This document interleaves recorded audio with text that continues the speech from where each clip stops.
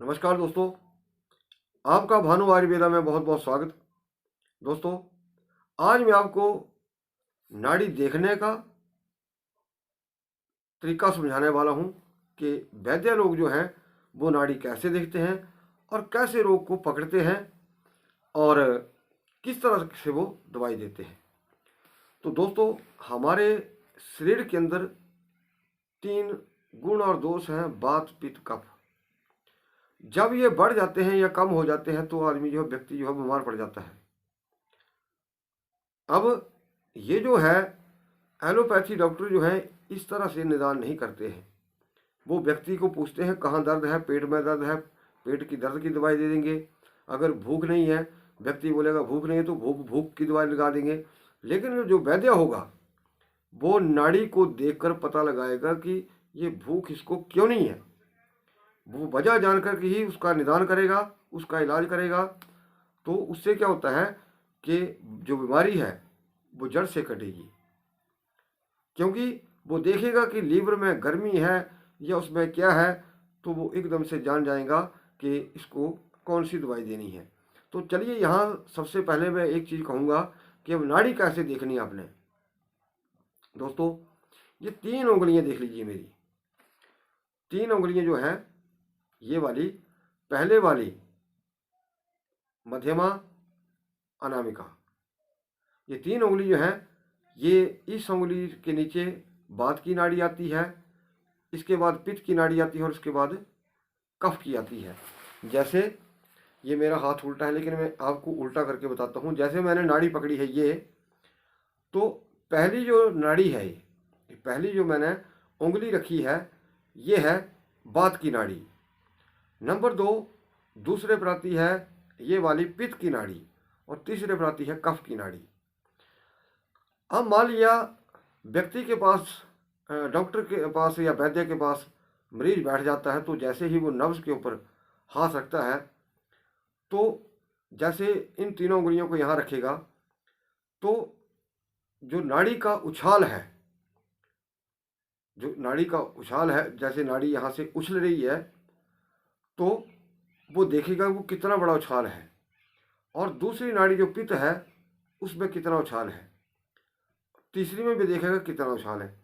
अब मान लीजिए इन 2 नाड़ियों में, ये जो आपकी पित्त वाली है और कफ वाली है, इनमें सामान्य उछाल है और इसमें बहुत बड़ा उछाल है, तो समझ लीजिए ऐसे व्यक्ति को वात की समस्या है।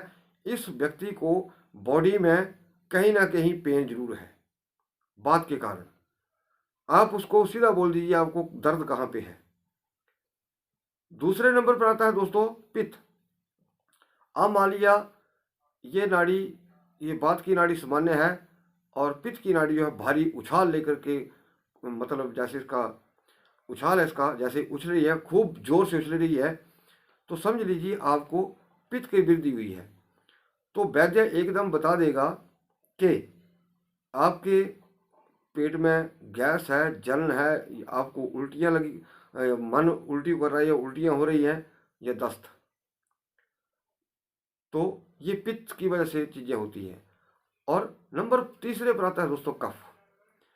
कफ जो है, मान लीजिए आपकी 2 नाड़ियाँ सामान्य तौर पर चली हैं और कफ की नाड़ी जो हैवी चली है, उसका बहुत उछाल जो है बहुत ऊंचा है, तो समझ लीजिए ऐसे व्यक्ति को दमा, खांसी या कफ के कारण इसको कोई ना कोई और दूसरी बीमारी है। तो इस तरह से नाड़ी देखी जाती है। और आगे एक और चीज़ बताने वाला हूँ दोस्तों। नाड़ी जो है, इसके उछाल जो हैं वो सर्पाकार भी होते हैं, मेंढक की चाल से भी चलती है, सामान्य गति से भी चलती है। अब एक और चीज़ समझाता हूँ जो सामान्यतः अक्सर लोगों में देखने में आती है, कि जैसे मैंने ये 3 उंगलियाँ रखी हैं, जो 3 उंगलियाँ मैंने रखी हैं, तो मान लिया कि कभी ये वात की नाड़ी ज़्यादा उछाल मार रही है और कभी ये पित्त वाली नाड़ी ज़्यादा उछाल मार रही है, तो समझ लीजिए ऐसे व्यक्ति का वात और पित्त जो है दोनों बिगड़ चुके हैं। इसको बॉडी में कहीं ना कहीं पेन है ही, और दूसरे नंबर पर ऐसे व्यक्ति को पेट में गैस, पेट में भारापन या कब्ज की समस्या हो सकती है। इस तरह से व्यक्ति की नाड़ी को देख करके परीक्षण किया जाता है। एक नाड़ी दोस्तों एक सर्पाकार भी होती है। जैसे सर्प जो है कभी सीधी चाल नहीं चलता। जैसे आपकी बात की नाड़ी इधर आई, कफ की इधर है, या इधर आ गई, या जैसे कफ की इधर चली गई, तो सीधी उल्टा मतलब जैसे सर्प होता है वैसे होगी। तीनों नाड़ियों की जो मूवमेंट है या जो उसका आकार होगा वो सर्पाकार हो जाएगा। और दोस्तों एक और चीज़ यहाँ पे बताता हूँ कि जैसे कोई व्यक्ति वृद्ध होता है, बीमार हो जाता है और वो मरने वाला होता है, आदमी को पता लगता है कि कितने दिन ये जीवित रहेगा, कितने दिन नहीं रहेगा, तो क्या होता है कि जैसे आप किसी वृद्ध आदमी की, बीमार व्यक्ति की नाड़ी देखेंगे, तो जैसे तीनों नाड़ियाँ जो सामान्य गति से चल रही है, तो क्या होगा कि कोई ना कोई जैसे पित्त वाला या बात वाला जो घर है, इसको घर बोलते हैं। जैसे बात की नाड़ी वाला है, इसको बात का घर बोलेंगे। तो जैसे ये नाड़ी जो है यहाँ से बंद हो चुकी, यहाँ से उछाल बिल्कुल बंद है।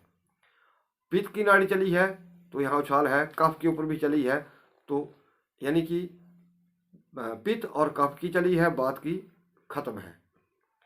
तो समझ लीजिए व्यक्ति जो है कुछ महीनों का या कुछ दिनों का मेहमान है। 3-4 दिन के बाद दूसरा घर भी छोड़ जाती है, यानी कि दूसरे घर से भी उसका उछाल बंद हो जाता है। और 1-2 दिन छोड़ने के बाद या 3 दिन छोड़ने के बाद मान लीजिए तीसरे घर पे भी उसका उछाल बंद हो जाता है। और फिर नब्ज देखते हैं तो क्या होता है, वो एक जैसे पानी होता है बिल्कुल स्मूथली चलता है। मतलब आपको लगेगा कि नब्ज तो चली है लेकिन जजमेंट नहीं हो रही है उस उछालपन की। जैसे पानी सरसता है धीरे धीरे, उस तरह से वो चलेगी। तो समझ लीजिए व्यक्ति जो है 3 दिन से ऊपर जो है जीवित नहीं रह सकता। तो इसी तरह जो बहुत सारा ये नाड़ी विज्ञान दोस्तों बहुत बड़ा विज्ञान है। लेकिन मैं ये वीडियो तब डाल रहा हूँ कि बहुत सारे लोग जो हैं खुद भी थोड़ा बहुत, ज़्यादा नहीं, कि अपने जैसे घर में किसी को नाड़ी देखनी है तो थोड़ा बहुत नाड़ी का ज्ञान होना बहुत ज़रूरी है। ज़्यादा नहीं लेकिन इतना सा होना बहुत ज़रूरी है। अगर आप कमेंट करके मेरे को बोलेंगे कि हाँ इस वीडियो को आप दोबारा से थोड़ा डिटेल में बता दीजिए, तो फिर मैं और भी इसके बारे में डिटेल में बता सकता हूँ। तो दोस्तों मैं चाहूँगा कि आप इस वीडियो को ज़्यादा से ज़्यादा लाइक करें, शेयर करें, और हमारे इस नए नए चैनल को भी जरूर सब्सक्राइब करें। हमारा प्रोत्साहन करें, हमें बढ़ावा दें, हमारा सहयोग करें, हमें जैसे भी आप सपोर्ट करें पर करें। तो यही निवेदन है कि आप सभी माता भाई बहन हमारे इस चैनल को ज़्यादा से ज़्यादा सब्सक्राइब करें और घंटी वाला बटन ज़रूर दबा दें, ताकि आपको आने वाले वीडियो के अंदर जो नोटिफिकेशन होती है वो आ सके। तो दोस्तों वीडियो को देखने के लिए आपका बहुत बहुत धन्यवाद। नमस्कार।